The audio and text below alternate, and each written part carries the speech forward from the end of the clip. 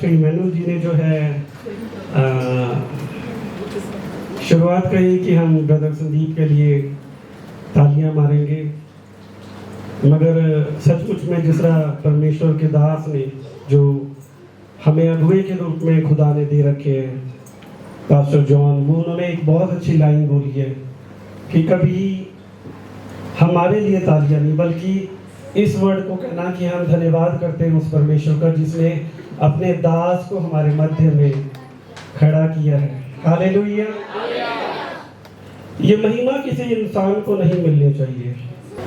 परमेश्वर क्यों किसी व्यक्ति को खड़ा करता है, यह हमें सोचने की जरूरत है। परमेश्वर क्यों किसी व्यक्ति को खड़ा करता है? क्योंकि वो अपने नाम की महिमा को दिखाना चाहता है। हालेलुया। यदि कोई व्यक्ति अगर ये सोचता है कि मैं अपनी सामर्थ्य से, मैं अपनी बुद्धि से, मैं अपनी ताकत से, मैं अपनी नॉलेज से बहुत अच्छा प्रचारक हूँ, बहुत अच्छा चंगाई करने वाला हूँ, परमेश्वर ने मुझे वरदान दिए हैं, तो हमेशा याद रखिए मत्ती 7 और उसकी 21-22 में मुझे इस पूरे बाइबल की सबसे ज्यादा खतरनाक वर्ष लगती है। वो कोई बता सकता है कि मत्ती 7 और उसकी 21-22 बाइबल ना खोलिए, कोई बता सकता है? यस, एक बार उस वचन को दोबारा खोल लीजिए, उस 21 और 22 को एक बार पढ़ेंगे, फिर हम वचन में जाएंगे।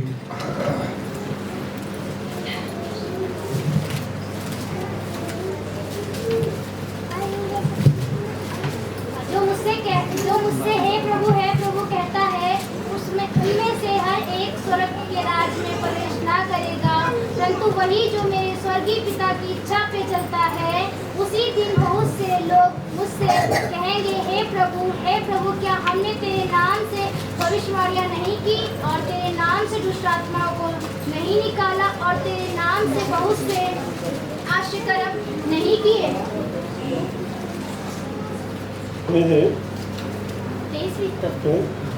तब मैं उससे खुलकर कह दूंगा, मैं तुमको कभी नहीं जाना है। हे कुकर्मियों करने वालों, मेरे पास से चले जाओ। हालेलुया। हालेलुया। इस वचन को मैं क्यों इस वचन से सबसे ज्यादा भयभीत रहता हूँ, मैं आपको एक्सप्लेन थोड़ा सा करता हूँ। दर्शकों, मेरा आज का ये वचन नहीं है, मगर इसलिए कि ब्रदर ने मेरे लिए तालियां बजवा दी, इसलिए मैं भयभीत हो गया। साथ में परमेश्वर की वचन भी हमेशा मैं इस चीज को अपनी जिंदगी के अंदर नोट रखूंगा कि खुदा जितना ऊंचे पे लेके जाएगा सिर्फ उसके नाम की महिमा हो।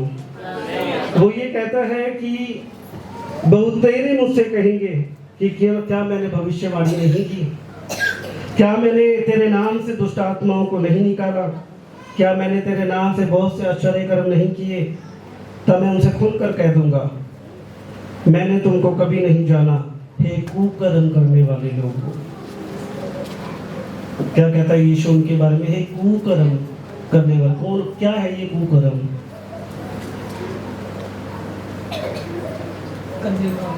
गंदे काम।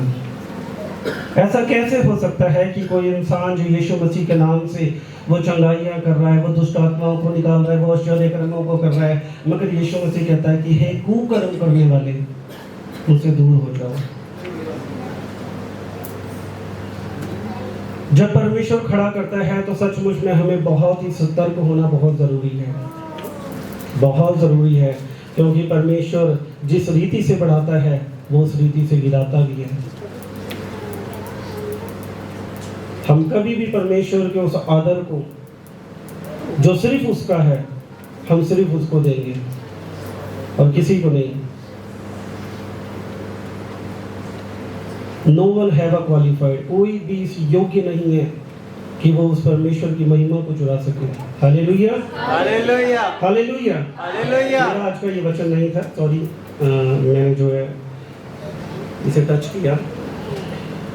आज का जो विषय हमारा है, आज कितने लोग हैं जो इस चीज से आनंदित है कि आज का वचन जो है भाई संदीप जो है वो हमारे बीच में लेके आए हैं, तो कुछ नया सीखने के लिए मिलेगा। Hallelujah, hallelujah. मैं खुदा का बहुत धन्यवाद करता हूँ, मुझे बहुत अच्छे भाई बहन मिले हैं, माता मिली है, पिता मिले हैं, जो सचमुच में बड़े आनंदित होते हैं इस बात को लेकर कि जब हमारी चर्च का कोई भी सदस्य हो, चाहे वो मैं हूँ, चाहे वो पास्टर इमैनुअल जी हों, और कितने ही लोग हैं जिन्होंने कलाम के साथ कलाम के विषय में भी बोला, सचमुच में परमेश्वर को आज यहाँ पे हर एक एक जन जो है वचन को सुनाने की सामर्थ्य रखता है। आज हर एक एक जन एक रेवलेशन को बताने की सामर्थ्य रखता है। मैं क्या हूँ जो आपके सामने कुछ बता सकूं, मगर फिर भी उसका अनुग्रह हमारे ऊपर है कि हम कुछ नया सीखेंगे। हालेलुया। हालेलुया। आज का हमारा विषय है परमेश्वर के सुंदर मंदिर का निर्माण। क्या हम इस विषय को सारे एक साथ बोल सकते हैं? परमेश्वर के सुंदर मंदिर का निर्माण। आइए एक बार इकट्ठे बोलेंगे, परमेश्वर के सुंदर मंदिर का निर्माण। हालेलुया। हालेलुया। आज हम इस विषय को सीखेंगे, परमेश्वर के सुंदर मंदिर का निर्माण। परमेश्वर का मंदिर क्या होता है? मैं वचन में जाने से पहले मैं काउंसलिंग नहीं बल्कि थोड़ा सा आप लोगों के संग मैं फ्रेंडली होना चाहूँगा। क्या है परमेश्वर का मंदिर? मैं आपसे पूछता हूँ, हम अपनी अपनी समझ के अनुसार, ऐसा नहीं है कि कोई कुछ बोलेगा, कोई दूसरा, कोई किसी का आंसर कुछ और होगा, किसी का और होगा तो वो गलत होगा, ऐसा कुछ नहीं है। सब अपनी समझ से बताएंगे क्या है परमेश्वर का मंदिर, एक एक करके कोई भी एक एक करके। जिस तरह सिस्टर सरोज जी, क्या है परमेश्वर का मंदिर? हमारा हृदय परमेश्वर का मंदिर है। हालेलुया। और मैं जो है सुभाष जी से पूछूंगा, क्या है परमेश्वर का मंदिर? हमारा शरीर पवित्र आत्मा का मंदिर है। हमारा शरीर पवित्र आत्मा का मंदिर है। मैं ज्योति से पूछूंगा, ज्योति क्या है परमेश्वर का मंदिर? हमारा शरीर। हमारा शरीर। हालेलुया। हालेलुया। एक जोरदार तालियां सभी के लिए। जितना मैंने बताया है हर एक आंसर सही है, मगर हम आंसर के बहुत करीब रहे हैं कि सिस्टर सरोज ने जो है एकदम एग्जैक्ट, कहते हैं जो निशाना है वो बिल्कुल दिल के तीर पे, जो तीर है वहां पे जाके लगता है। कोई भी चीज होती है वो हमारे कहाँ लगती है? हृदय पे लगती है, दिल पे लगती है। परमेश्वर का मंदिर क्या है? हमारा हृदय। हमारा हृदय परमेश्वर का मंदिर है। हमारा शरीर जो है, हमेशा याद रखिए, शरीर एक पवित्र मंदिर है, मगर हृदय में परमेश्वर वास करता है। हालेलुया। वचन जो है वो शरीर में नहीं जाता, बल्कि वो हृदय में जाता है, वो हृदय में समाता है। क्या कहता है वचन? कि मैं तुम्हारे हृदय की पट्टियों पे लिखूंगा। किस चीज को? जीवित कलाम को। Hallelujah. Hallelujah. Hallelujah. Hallelujah. Hallelujah. हम जानेंगे कि इस हृदय के अंदर कौन रहना चाहता है, यीशु मसीह या कोई और? यीशु मसीह। सारे बोलिए ना फिर। देखिए आज का जो वचन है ना, अगर आप मेरे संग रहेंगे ना तो मुझे बड़ी एनर्जी मिलेगी, और आज का वचन बड़ा अद्भुत होगा। इसलिए नहीं कि मैं कर रहा हूँ, इसलिए कि परमेश्वर के सामर्थ्य से हम सब सीखेंगे। हालेलुया। हालेलुया। यीशु मसीह हमारे हृदय में बसना चाहता है। हमारा मंदिर जो है वो यीशु मसीह का मंदिर है, सिंहासन है। हमारा हृदय यीशु मसीह का सिंहासन है, उसमें यीशु मसीह वास करना चाहते हैं। धर्मी जन जो हैं, जिन्हें हम कहते हैं कि वो परमेश्वर के भूखे और प्यासे हैं, जो परमेश्वर को ढूंढना चाहते हैं। आज हम देखते हैं कि इंसान जो है कितनी भागदौड़ और कितनी मशक्कत करता है उस परमेश्वर को पाने के लिए। हर एक जन जो है वो किसको पाने के लिए दौड़ कर रहा है? परमेश्वर को। और परमेश्वर को ढूंढने के लिए हर एक, अगर हम अन्य जातियों की बात करें तो हर एक जन कोई मंदिर में ढूंढ रहा है परमेश्वर को, कोई मस्जिद में ढूंढ रहा है परमेश्वर को, कोई पहाड़ों पे ढूंढ रहा है परमेश्वर को, कहीं कोई गहराइयों में जाकर ढूंढ रहा है परमेश्वर को। आखिर क्यों? ये हमारे हृदय के अंदर सवाल होना चाहिए कि आखिर क्यों इंसान, क्या वो घर में भी तो बैठ सकता है ना, घर में भी बैठ सकता है, उसे अगर परमेश्वर चाहिए तो परमेश्वर उसे घर में भी मिल जाएगा, मगर वो क्यों इतनी दूर जाता है? लोग नंगे नंगे पाँव जाते हैं, लोगों के छाले पड़ जाते हैं, लोग जो हैं उपवास रख के जो हैं 10-10 दिन 20-20 दिन लोग चढ़ाइयाँ चढ़ते हैं। किस चीज़ के लिए? परमेश्वर के लिए। वो अपने भगवान को देखने, उसे मिलने के लिए जाते हैं। Yes, hallelujah. हालेलुया। इसका मतलब क्या है कि जो मंदिर है उसमें कौन वास कर रहा है?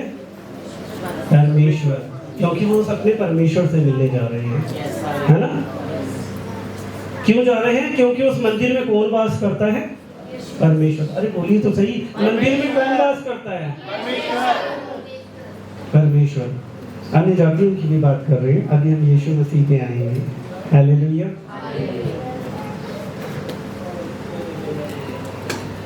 हम देखेंगे वचन के अनुसार हर बातों को सीखेंगे। हमारे जो वचन होंगे, वचन के बाहर हम कुछ भी सीखने वाले नहीं हैं, सब चीजें वचन से ही होंगी। कोई भी चीज अपनी बुद्धि से नहीं बोलेंगे। हम निकालेंगे निर्गमन 25 उसकी 8 और 9, कोई भी जना पड़ेगा।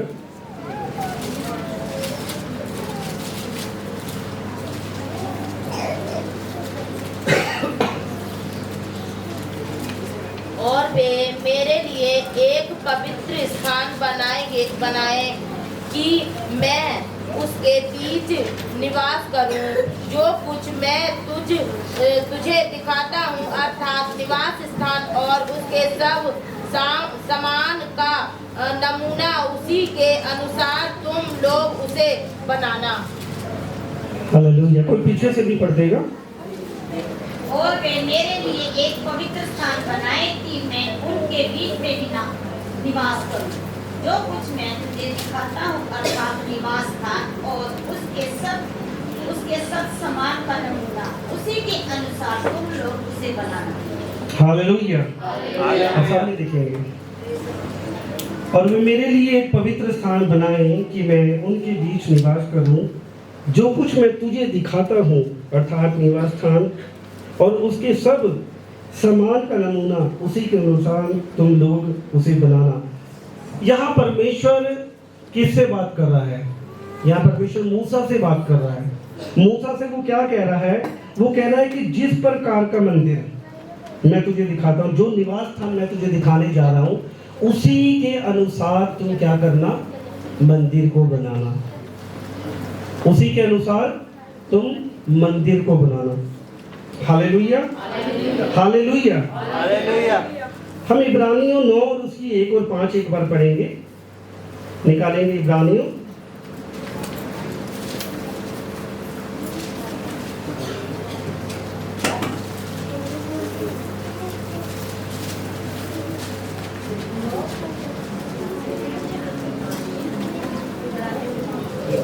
उसके ऊपर दोनों चीजों में तुमके जो प्रायश्चित के रचने पर छाया किए हुए थे, उसका एक का केवल करने का अवसर नहीं है। नहीं, मैंने ये बुलाया है कि इब्रानियों 9 और उसकी 1 और 5, 1 से लेकर 5 तक। उस पहली वाचा से भी सेवा के नियम थे और ऐसा पवित्र स्थान था जो इस जगह का था, क्योंकि एक तंबू बनाया गया। पहले तंबू में दीपक और मेज और भेंट की रोटियां थी और वह पवित्र स्थान कहलाता था। दूसरा पर्दे के पीछे वह तंबू था जो पवित्र स्थान कहलाता था और उसमें सोने की धूपदानी और चारों ओर सोने के बना हुआ बाचा का संदूक और उसमें मन्ना से भरा हुआ सोने का मर्तबान और हारून की छड़ी जिसमें फल आ गए थे और बाचा की पटिया थी। उसके ऊपर 2 तेजोमय करूब थे जो प्रायश्चित के ढकने पर छाया किया करते थे। इनका एक एक करके वर्णन करने का अभी अवसर नहीं है। हालेलुया। इनका एक एक करने का वर्णन करने का जो अवसर अभी नहीं है। ये इब्रानियों की पत्री के अंदर परमेश्वर का दास जिसने इब्रानी की पत्री को लिखा है उसने एक छोटी सी झलक जो मूसा को परमेश्वर ने जो दिखाया, और परमेश्वर ने किस तरह 25 और उसके अंदर जब हम देखते हैं 8 और 9 के अंदर, तो यीशु मूसा को परमेश्वर ने कहा कि जिस प्रकार का मैं निवास स्थान तुझे दिखाता हूँ उसी के अनुसार तू उसे बनाना। हम इस निवास स्थान के अंदर देखते हैं पहला जो तंबू है उसमें दीवट है, मेज है और भीड़ की रोटियां हैं। वो क्या स्थान कहलाता है? पवित्र स्थान कहलाता है। दूसरा पर्दे के पीछे वह तंबू है जो परम पवित्र स्थान, उसमें सोने की धूपदानी, चारों ओर सोने का मढ़ा हुआ वाचा का संदूक, और इसमें मन्ना से भरा हुआ सोने के मर्तबान, हारून की छड़ी जिसमें फूल फल आ गए थे, और वाचा की पट्टियां थी। क्या कितनी चीजें जो हैं उस संदूक के अंदर, उस दूसरे स्थान में जब हम जाते हैं उस संदूक के अंदर 4 चीजें वो दिखा रहा है। एक वो सोने की धूपदान और चारों ओर से मड़ा हुआ वाचा का संदूक, उसके अंदर एक वाचा का संदूक है जिसके अंदर क्या है? मन्ना भरा हुआ है और सोने का मर्तबान है। दूसरी उसमें हारून की छड़ी है। तीसरी उसके अंदर वाचा की पट्टियां हैं। हालेलुया। ये सारी चीजें क्या हैं जो परमेश्वर परम पवित्र स्थान में उसने मूसा को दिखाया? ये कैसा निवास स्थान था जो मूसा ने बनाया? सिमिलरली ऐसा निवास स्थान कहाँ पे मूसा ने देखा था? जब वो पर्वत पर उस परमेश्वर के संग 40 दिन और 40 रात जब वो उस जगह पे रहा, तो परमेश्वर ने उसको स्वर्ग की वो झलक दिखाया वो कि किस प्रकार जो है मेरा निवास स्थान है, और उस निवास स्थान को मैं जैसा तुझे दिखा रहा हूँ वैसा ही तू जो है वो पृथ्वी पे बनाना। Hallelujah, hallelujah, yes. अगर हम इस चीज को देखते हैं कि परमेश्वर यहोवा ने मूसा को वो निवास स्थान दिखाया जो स्वर्ग में था, और उसे मूसा को बनाने के लिए कहा। हम एक और वचन के अंदर जाएंगे, प्रेरितों के काम 4 उसका 44 से लेकर 48 तक। प्रेरितों के काम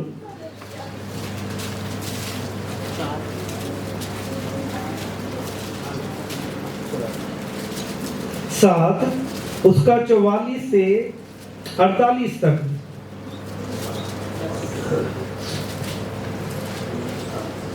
साक्षी का तंबू जंगल के हमारे बाप दादाओं के बीच में था, जैसा उसने ठहराया, जिसने मूसा से कहा, जो आकर तूने देखा है उसके अनुसार इसे बना। उसी तंबू को हमारे बाप दादे पूर्व काल से पाकर यहोशू के साथ यहाँ ले आए, जिस समय कि उन्होंने उन अन्य जातियों पर अधिकार पाया जिन्हें परमेश्वर ने हमारे बाप दादाओं के सामने से निकाल दिया। और वह तंबू दाऊद के समय तक रहा। उस पर परमेश्वर ने अनुग्रह किया, अतः उसने विनती की कि वह याकूब के परमेश्वर के लिए निवास स्थान बनाए, परंतु सुलेमान ने उसके लिए घर बनाया। 48 परंतु परम प्रधान हाथ के बनाए घरों में नहीं रहता, जैसा कि भविष्यवक्ता ने कहा। 49 प्रभु कहता है, स्वर्ग मेरा सिंहासन और पृथ्वी मेरे पांव तले की पीढ़ी है। मेरे लिए तुम किस प्रकार का घर बनाओगे और मेरे विश्राम का कौन सा स्थान रहेगा? 50 क्या ये सब वस्तुएं मेरे हाथ की बनाई गई? हालेलुया। अब सभी ऊपर देखेंगे। हर एक ने बाइबल के इस वर्ष को देख लिया, सबने देख लिया। अब सभी ऊपर देखेंगे। अब हम देखते हैं कि जब हम प्रेरितों के काम के अंदर आते हैं, अब प्रेरितों के काम के अंदर हम 7 उसकी 49 के अंदर देखते हैं कि परंतु परम प्रधान हाथ के बनाए हुए घर में नहीं रहता, जैसा कि भविष्यवक्ता ने कहा। प्रभु कहता है, स्वर्ग मेरा सिंहासन और पृथ्वी मेरे पांव तले की पीढ़ी है। मेरे लिए तुम किस प्रकार का घर बनाओगे और मेरे विश्राम का कौन सा स्थान होगा? क्या ये सब वस्तुएं मेरे हाथ की बनाई नहीं? हालेलुया। बड़ा कंफ्यूज करने वाला ये सवाल है जो भाइयों और बहनों हम हर एक इंसान को उनके जहन में आना जरूरी है। जब मूसा को परमेश्वर ने कहा, यहोवा परमेश्वर ने, जब वो 40 दिन और 40 रात जब वो परमेश्वर के संग था, यहोवा ने कहा जैसा निवास स्थान मैं तुझे दिखा रहा हूं वैसा ही तू पृथ्वी पे बनाना। और परमेश्वर का दिखाया हुआ निवास स्थान सिमिलरली मूसा ने क्या करा, उस तंबू के अंदर पवित्र स्थान, पहले बाहरी आंगन था, पवित्र स्थान, फिर अति पवित्र स्थान, जिस प्रकार स्वर्ग में था वैसा मूसा ने बनाया, वो भी परमेश्वर की आज्ञा के अनुसार। क्या उसने अपनी बुद्धि से बनाया, अपनी सोच से बनाया? जहन में ये सवाल उठना चाहिए कि जब हम प्रेरितों के काम में आते हैं तो वही परमेश्वर कहता है कि मैं हाथ के बनाए हुए मंदिर में नहीं रहता। क्या ये सब चीजें मैंने नहीं बनाई? ये चीज हमारे जहन में सवाल आना चाहिए। क्या परमेश्वर बदलता है?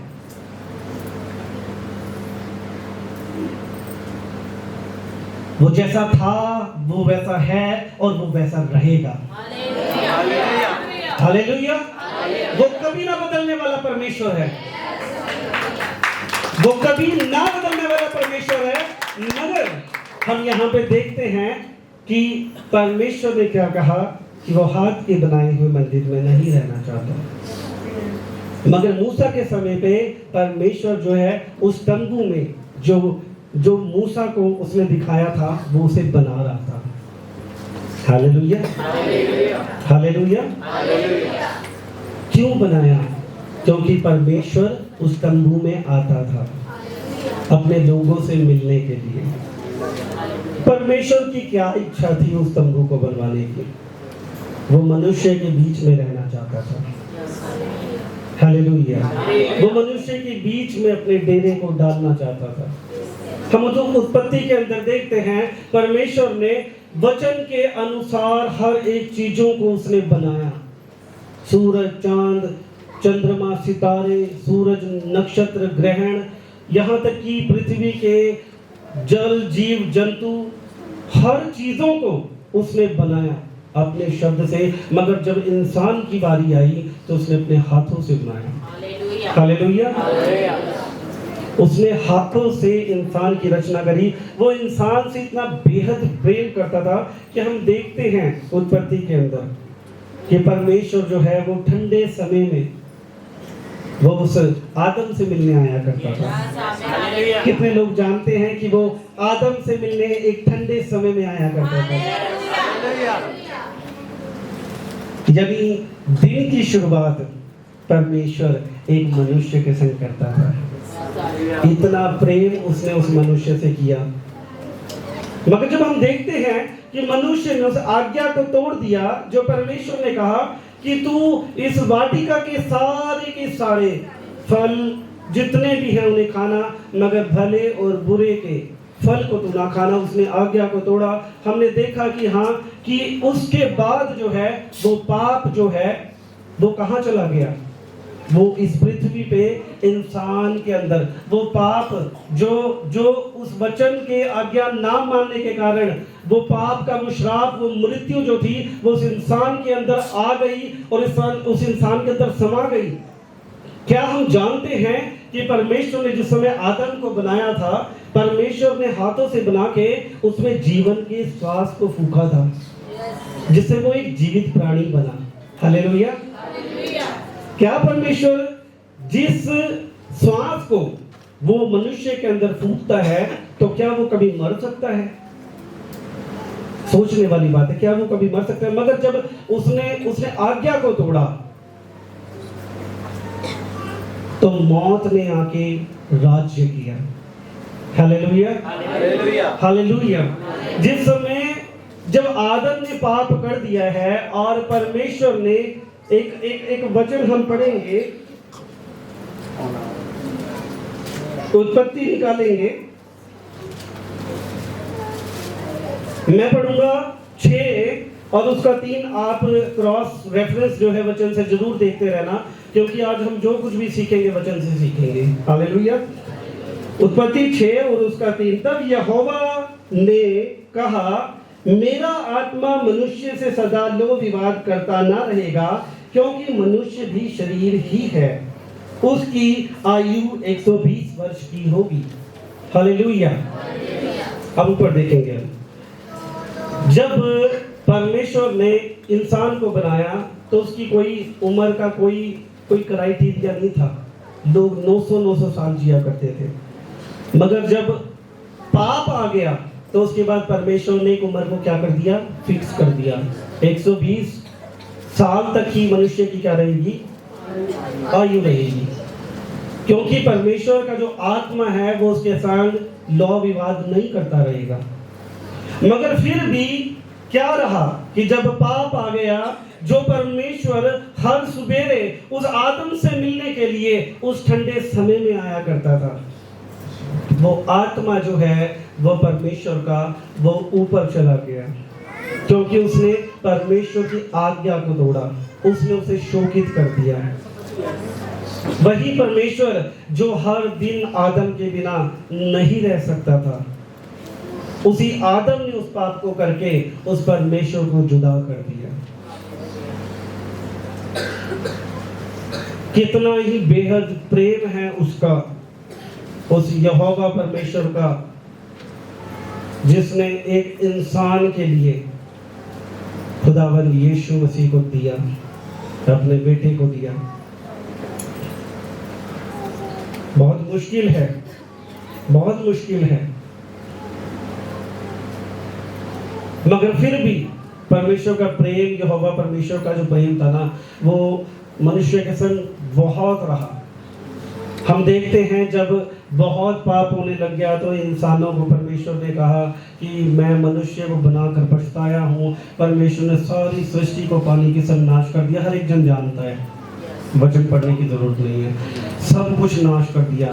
फिर उसने क्या करा, नूह के परिवार को चुना। नूह के परिवार को चुनकर उसने आगे जनरेशन को शुरू किया, मगर क्या देखते हैं कि नूह के परिवार में भी श्राप आ गया। हम देखते हैं कि नूह के परिवार में भी श्राप आ गया।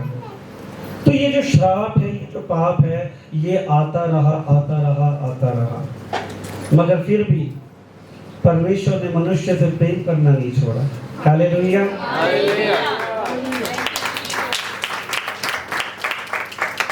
ऐसा प्रेम है उसका कि वो मनुष्य को नहीं छोड़ना चाहता। फिर उसने मूसा को ये आज्ञा दी कि जिस प्रकार का निवास स्थान मैंने तुझे दिखाया है उस प्रकार का तू निवास स्थान बनाना। और हम देखते हैं कि उस तंबू के अंदर परमेश्वर का आत्मा आया करता था, उतरता था, लोगों के बीच में वो कार्य करा करता था, लोग पापों से क्षमा पाते थे। मगर जब हम प्रेरितों के काम में जाते हैं, वह वो कहता है कि मैं हाथ के बनाए हुए मंदिर में नहीं रहता। क्या ये सब चीजें मेरे हाथों की नहीं है? तो मैंने आपसे ये पूछा कि हाँ, कि ये सवाल जहन में होना चाहिए कि ऐसा क्यों, ये आना चाहिए, क्योंकि कल को कोई हमसे क्वेश्चन पूछता है तो हमें आंसर पता होना चाहिए। हालेलुया। कितने लोग आंसर जानना चाहते हैं? अरे कुछ लोग नहीं जानना चाहते। Hallelujah, hallelujah.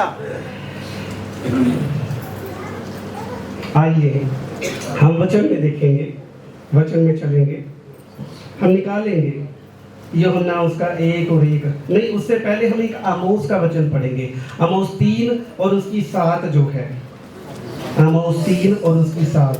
इस प्रकार से प्रभु यहोवा अपने दास भविष्यवक्ताओं पर अपना मर्म बिना प्रकट किए कुछ भी ना करेगा। इस प्रकार परमेश्वर, पढ़िए। इस प्रकार से प्रभु यहोवा अपने दास भविष्यवक्ताओं पर अपना मर्म बिना प्रकट किए हुए कुछ भी ना करेगा। यहोवा परमेश्वर बिना मर्म प्रकट हुए कुछ भी नहीं करेगा। बोलिए, यहोवा मर्म प्रकट करे बिना कुछ भी नहीं करेगा। और किनको? भविष्यवक्ताओं के ऊपर वो अपने मर्म को प्रकट करता है और वो ये बात बताता है कि मुझे क्या करना है, क्या उसकी प्लान है, क्या उसकी योजना है, क्या सीक्रेट्स हैं। वो सारी चीजें वो किसको बताता है? भविष्यवक्ता को। ये उसका वायदा है। आमोस 3 और 7 में वो कहता है परमेश्वर की मैं अपने भविष्यवक्ताओं को बिना मर्म प्रकट किए हुए मैं कुछ भी नहीं करूंगा। Hallelujah, hallelujah, hallelujah. हम देखते हैं कि दाऊद तक मंदिर बने, फिर लास्ट में जब हमने प्रेरितों के काम में देखा कि सुलेमान ने मंदिर बनाया, मगर परमेश्वर ने कहा कि सुलेमान ने जो मंदिर बनाया, क्या परमेश्वर हाथ के बनाए हुए मंदिर में रहता है या नहीं रहता, है ना। और जब हम देखते हैं कि परमेश्वर कहता है कि बिना मर्म के मैं जो है वो मैं कोई भी काम नहीं करता। वो क्या दिखा रहा था? वो क्यों उस तंबू को बना रहा था? वो क्यों उसके अंदर आकर लोगों के संग वो वार्तालाप करना चाहता था? उनके बीच में वो उपस्थित होकर कार्य करना चाहता था, क्योंकि परमेश्वर की एक योजना रही, उसकी एक योजना थी। वो उस योजना को वो दिखा रहा था कि मुझे करना क्या है। ये अपने भविष्यवक्ताओं को उसने बताया था कि ये सब चीजें मैं क्यों कर रहा हूँ। आइए हम देखते हैं यूहन्ना 1 और उसकी 1 के अंदर। आदि में वचन था और वचन परमेश्वर के साथ था, वचन परमेश्वर था, यही आदि में परमेश्वर के साथ था। Hallelujah, hallelujah, hallelujah. हालेलुया। अब क्या हो गया? जब मंदिर बनते रहे, मंदिर बनते रहे, परमेश्वर आता और परमेश्वर चला जाता। परमेश्वर आता था, परमेश्वर का एक निश्चित एक समय होता था, वो आता था और चला जाता था। मगर देखते हैं कि जब सुलेमान ने मंदिर बनाया, कितने लोग जानते हैं कि उस सुलेमान ने उस मंदिर के अंदर अन्य जातियों की मूर्तियों को बना के उस पूरे मंदिर को जो है वो अशुद्ध कर दिया। कितने लोग जानते हैं? आजकल हमारी बाइबल स्टडी होती है, हर किसी को पता होना चाहिए कि सुलेमान ने जो मंदिर बनाया था उसमें उसने जो है वो अन्य मूर्तियों की स्थापना कर दी, और मूर्तियों से परमेश्वर बेहद घृणा करता है। आप जानते हैं लास्ट जो राजा रहा है सुलेमान, सुलेमान के बाद परमेश्वर ने कोई भी राजा नहीं दिया, क्योंकि वो जान चुका था कि कोई भी राजा बनेगा तो वो पाप में गिरेगा। वो मंदिर को बनाएगा, फिर उसे पवित्र के बाद अपवित्र करेगा। मगर परमेश्वर जो करता है उसे कोई रोक नहीं सकता। जो चीजें उसने करी थी वो एक मर्म को जो वो उसने तंबू बनाया, उसको वो अपने भविष्यवक्ताओं को प्रकट करता था कि हाँ कि मुझे करना क्या है। फिर हम देखते हैं कि हम पहले आगमन में आते हैं, पहले आगमन में जहां पे यीशु मसीह आया। आदि में वचन था, वचन परमेश्वर के साथ था और वचन देहधारी होकर हमारे बीच में उसने निवास किया, जो कि क्या था? वो यीशु मसीह। हालेलुया। हालेलुया। हम पढ़ेंगे उसे, निकालिए आप यूहन्ना 2 और उसकी 19, 20 और 21। यूहन्ना 2 उसकी 19, 20 और 21। यीशु ने उसको उत्तर दिया, इस मंदिर को ढा दो और मैं इसे 3 दिन में खड़ा कर दूंगा। यहूदियों ने कहा, इस मंदिर के बनाने में 46 वर्ष लगे हैं और क्या तू इसे 3 दिन में खड़ा कर देगा? परंतु उसने अपनी देह के मंदिर के विषय में कहा था। हालेलुया। क्या कह रहा है 21 के अंदर? सभी 21 जो वचन हैं सारे के सारे इकट्ठे पढ़ेंगे। आज थोड़ा सा ना हम रीडिंग को जो है ना वो चेंज करेंगे। कुछ लोग जो हैं थोड़े से डाउन हो रहे हैं और मैं नहीं चाहता कि कोई डाउन हो। सारे अपने अब कितने जो है अपने बाइबल को लेके आए हैं? सभी लेके आए हैं। निकालिए 2 और उसका 21। 2 और उसका 21 में 1, 2, 3 करूंगा, 3 के बाद आप सबने करना है, ठीक है? 1, 2, 3 स्टार्ट।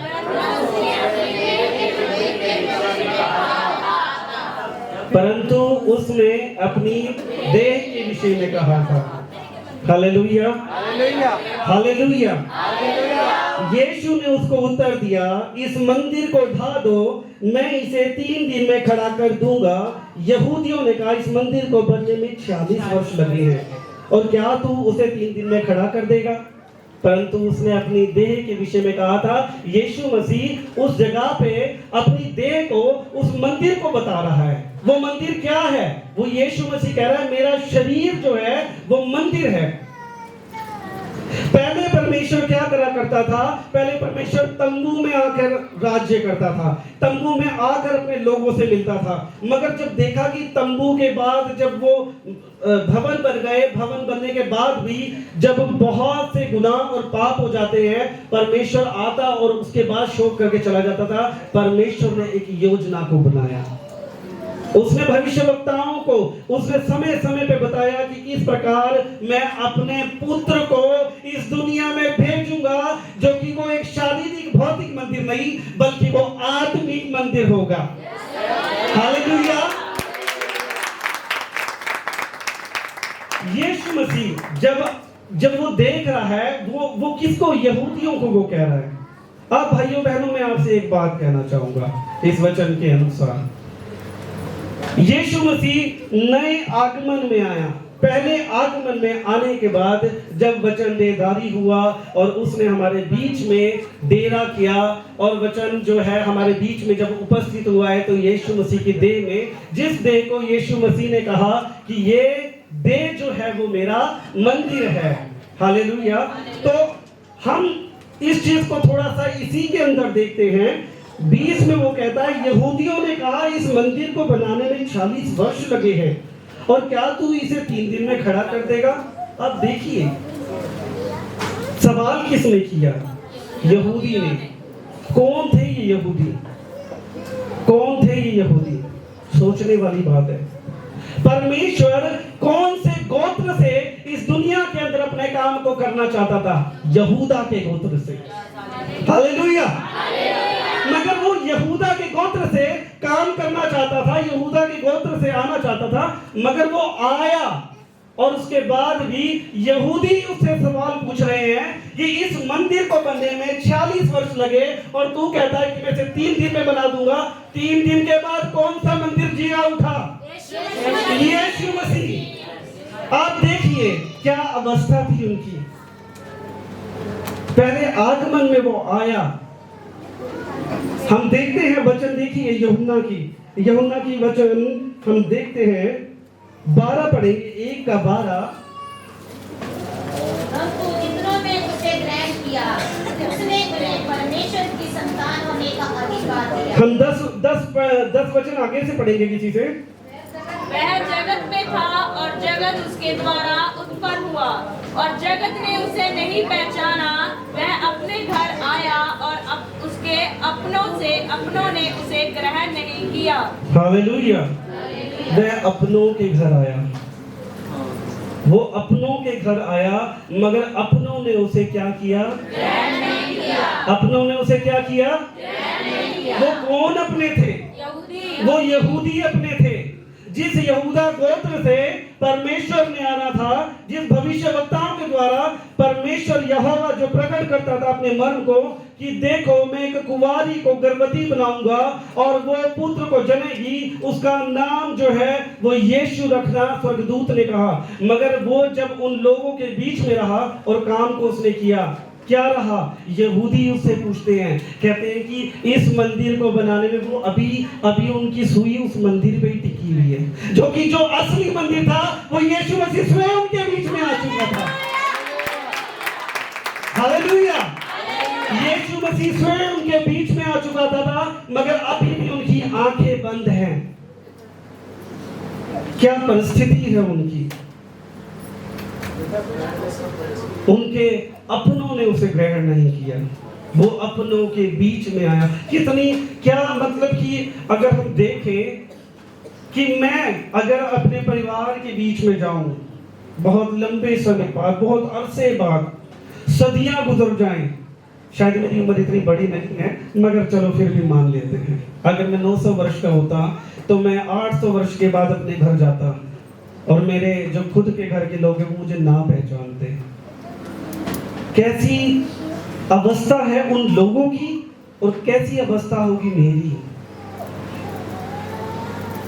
ये भाइयों बहनों हमें जानना है, यह हमें सोचना है कि यीशु मसीह जब अपनों के बीच में आया तो किस प्रकार अपनों ने उसे ग्रहण नहीं किया, किस प्रकार जो है वो जितनों ने उसे, अगर हम पढ़ते हैं 12, परंतु जितनों ने उसे ग्रहण किया उसने उन्हें परमेश्वर का संतान होने का उसने अधिकार दिया। हालेलुया। आज परमेश्वर जब हमारे बीच में आ गया है, पहले की अवस्था में क्या था, पुराने नियम में भी जब हम देखते हैं तो पहले परमेश्वर कहाँ पे आता था, तंबू में आता था। हालेलुया। मुझे अच्छा लग रहा है कि आप आंसर दे रहे हैं। पहले परमेश्वर तंबू में आता था, मगर जब हम देखते हैं तंबू के बाद परमेश्वर ने जब एक भवन को बनाया, उस भवन को दाऊद ने बनाना था मगर दाऊद ना बना पाया, सुलेमान ने बनाया। सुलेमान ने उस मंदिर को अपवित्र किया और परमेश्वर ने देखा कि जो ये सब चीजें हैं, इन सब चीजों में मैं वास नहीं कर पाऊंगा। परमेश्वर ने अपने भविष्यवक्ताओं को वो मर्म बताया कि किस प्रकार अब मैं अपने पुत्र को भेजूंगा जो कि वो आत्मिक मंदिर होगा। हालेलुया। जो कि वो उसको कोई भी नाश नहीं कर सकता, उसको कोई भी अशुद्ध नहीं कर सकता, क्योंकि जितने उसे पाते हैं वो क्या पाते हैं, अनंत जीवन पाते हैं।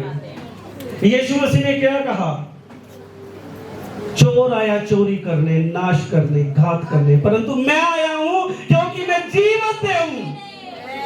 हालेलुया। किस प्रकार मौत आई और किस प्रकार जीवन आया, यह हम देखते हैं कि परमेश्वर हाथ के बनाए हुए मंदिर में वो क्या था, वो एक नमूना था। हम पढ़ेंगे कि एक्चुअल में इब्रानियों 8 और उसकी 5 को एक बार खोलिए।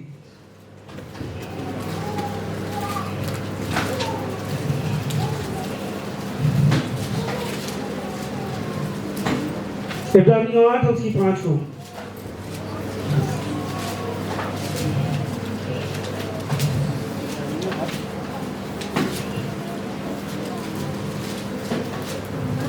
स्वर्ग में की वस्तुओं के प्रतिरूप और प्रतिबिंब की सेवा करते थे, जिसे जब मूसा तंबू बनाने पर था तो उसे यह चेतावनी मिली, देख जो नमूना तुझे पहाड़ पर दिखाया गया था उसके अनुसार सब कुछ बनाना।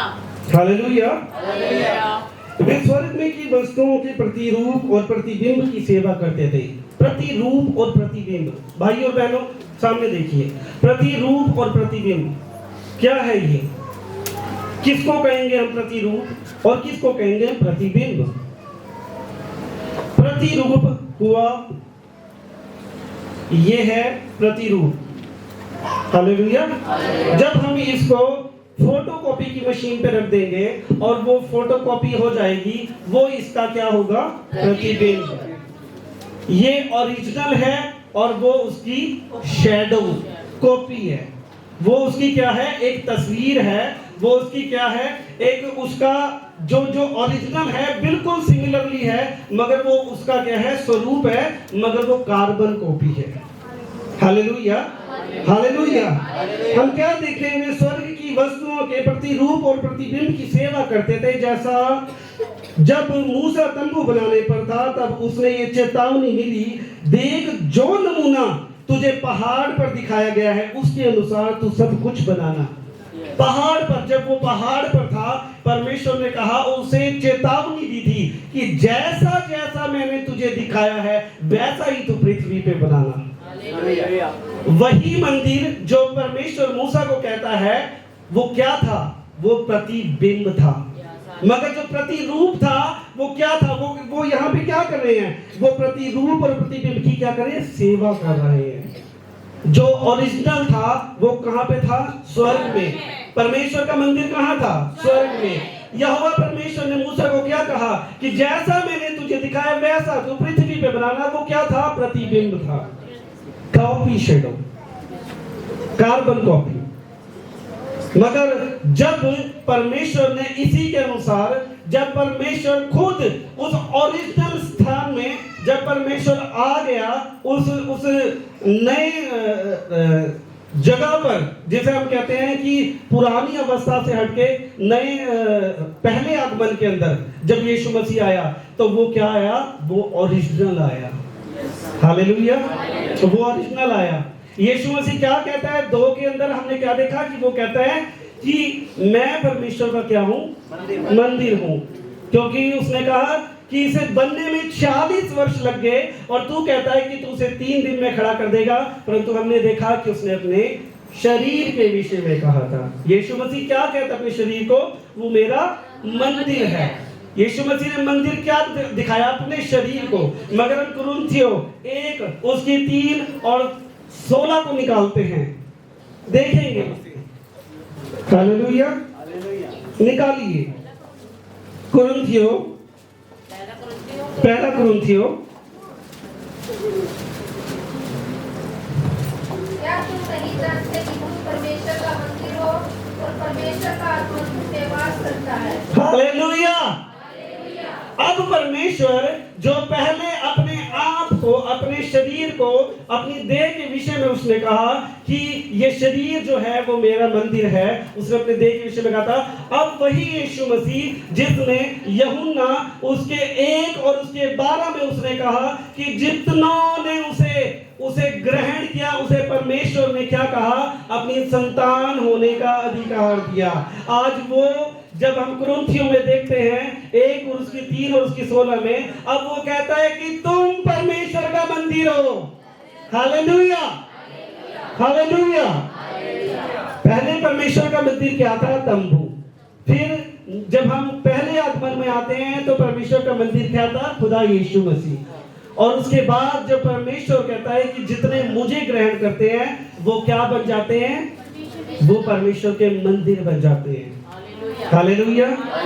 परमेश्वर के हृदयों में आके वो वास करता है। अब वो पुराना तंबू नहीं रहा जिस तंबू में आके वो वास करे। अब वो कहता है वो पुराने तंबू को हटा के उसने आपके शरीर को, आपकी जिंदगी के अंदर, आपके हृदय के अंदर आके वो अब रहना चाहता है। वो आपके शरीर को अब मंदिर कहता है। हालेलुया।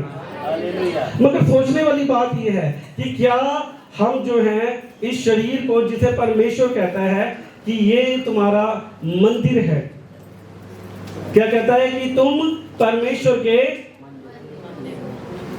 सभी बोलेंगे तुम परमेश्वर के मंदिर हो, तुम परमेश्वर के मंदिर हो। तो हमें सोचने वाली बात है कि क्या परमेश्वर का जो मंदिर है वो आसान है निर्माण करना? क्या परमेश्वर का मंदिर आसान है निर्माण करना?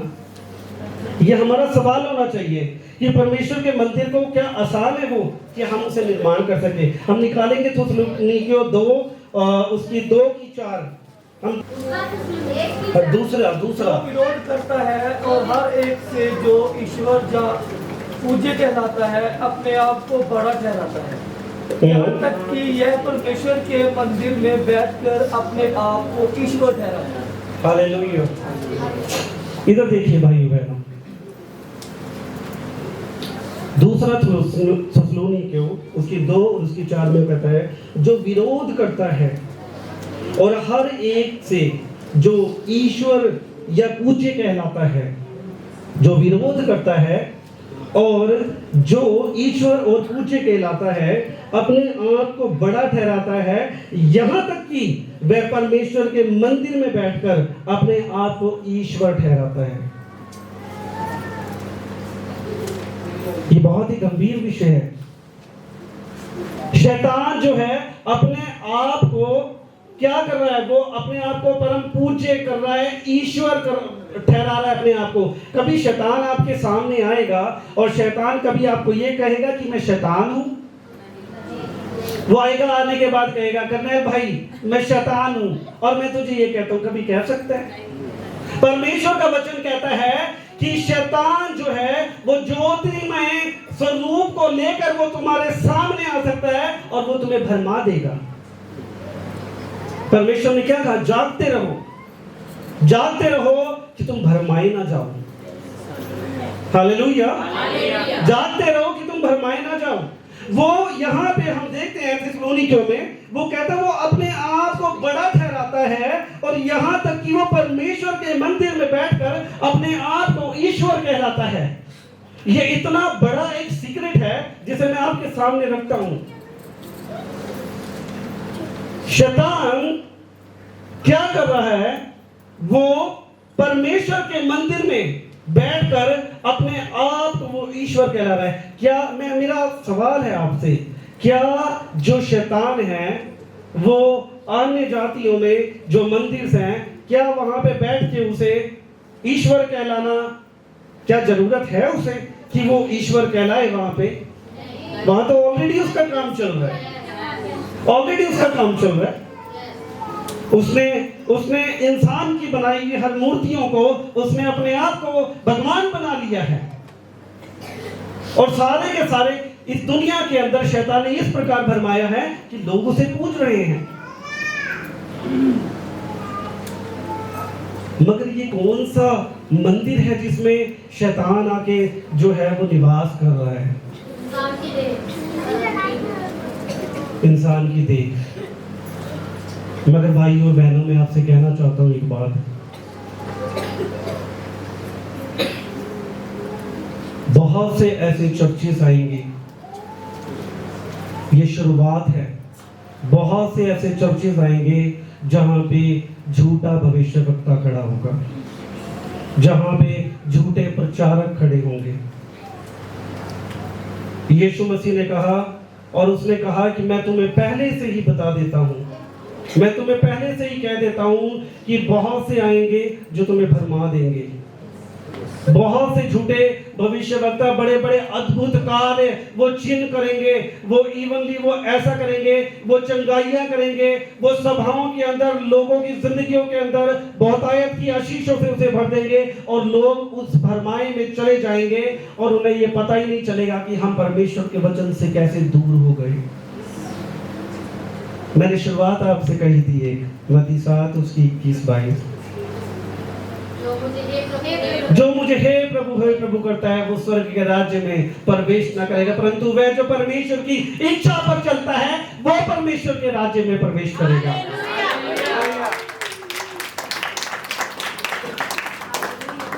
बहुत से लोग कहेंगे, क्या मैंने तेरे नाम से दुष्ट आत्माओं को नहीं निकाला? क्या मैंने तेरे नाम से चंगाइयां नहीं करी? क्या मैंने तेरे नाम से आश्चर्य कर्मों को नहीं किया?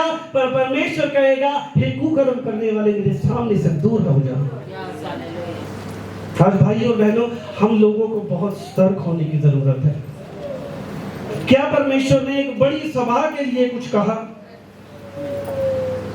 होगा, मगर मैं एक छोटे से झुंड के लिए जानता हूं कि परमेश्वर ने कुछ कहा है। एक 2000 तालियों छोटे से झुंड के लिए। वो छोटा झुंड कौन सा है? क्या नाम है उस छोटे से झुंड का? हालेलुया! छोटे से झुंड मत कर, क्योंकि तेरे परमेश्वर को ये भाया है कि वो तुझे स्वर्गीय राज्य दे।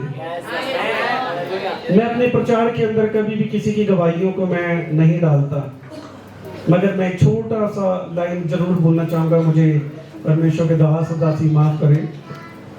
बेनी हिन जिस समय पे उनके सर्जरी हो रही थी हार्ट की, और जब हार्ट की उनकी सर्जरी हो रही थी, वो परमेश्वर के समीप थे और बहुत से प्रचारक लाइन में लगे हुए थे और वो भी अपनी लाइन में लगे हुए थे।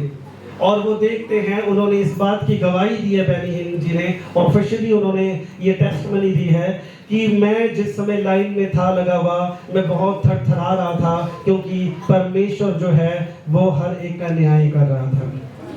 और उसने देखा कि एक स्त्री जो एक कॉर्नर पे है, वो कॉर्नर पे उसको एक ऐसा साज दिया गया है कि जिसे परमेश्वर देखकर मुस्कुराता है। तो कहता है, विश्वासी योग्य दास, उसके लिए वो जो लेडी है वो बहुत अच्छा संगीत बजाती है और वो स्वर्ग का जो मार्ग है, वो बड़ा फाटक है, वो उसके लिए खुल जाता है। मगर जिससे परमेश्वर नाराज होता है, जिसे देख के परमेश्वर के चेहरे पे मुस्कुराहट नहीं, वही स्त्री, वही लेडी जो है वो एक भयानक सा एक भयानक सी आवाज, वो एक ऐसी रिदम को निकालती है जिससे वो जो है उस जगह से दूर हो जाता है। बेनी हिन जी कहते हैं कि मैं अपनी जो है क्या बोलते हैं बारी का वेट कर रहा था, और जैसे ही मैं यीशु मसीह के समीप गया, वो लेडी जो उस गिटार को बजा रही थी, बेनी हिन ने कहा इस बात को कि जो लेडी गिटार बजा रही थी वो कोई प्रसिद्ध लेडी नहीं थी, उसका कोई नाम नहीं था, उसके कोई वैभव नहीं था, वो लोगों के बीच में जो है वो इतनी प्रसिद्ध नहीं थी। मगर कितने लोग बेनी हिन को जानते हैं? परमेश्वर ने हीलिंग का गिफ्ट दिया है। तो वो लेडी जो है वो बेनी हिन को देख के मुस्कुरा रही थी, मगर बेनी हिन के चेहरे पे जो एक डर का जो माहौल था, जब वो यीशु मसीह के समीप आए और उसने क्या देखा कि यीशु मसीह के चेहरे पे जो है वो बेनी हिन को देख के स्माइल नहीं हुई। और बेनी हिन कहते हैं कि मैं घुटने टेक कर मैं रोने लगा और मैंने कहा कि हे प्रभु, तो मुझे मौका दे कि मैं फिर कार्य करूं, तो मुझे बख्श ताकि मैं तेरे नाम का प्रचार करूं। और उसने देखा कि उस दर्शन के बाद जैसे ही उसने परमेश्वर से कहा, परमेश्वर ने उसे दूसरी जिंदगी दी। मैं आपसे बताना चाहता हूं, हीलिंग करने वाले, चंगाइयां करने वाले, दुष्ट आत्माओं को निकालने वाले जरूरी नहीं है कि वो स्वर्ग में जाएंगे। जिंदगी के अंदर जो जीवन का जो असली स्रोत है वो वचन है। आपकी जिंदगी में कोई अद्भुत कार्य ना हो, कोई आश्चर्य कर्म ना हो, चंगाइयों की सभाएं ना हो, मगर फिर भी अगर आपकी जिंदगी में वचन है तो आपको स्वर्ग के राज्य में जाने से कोई नहीं रोक सकता।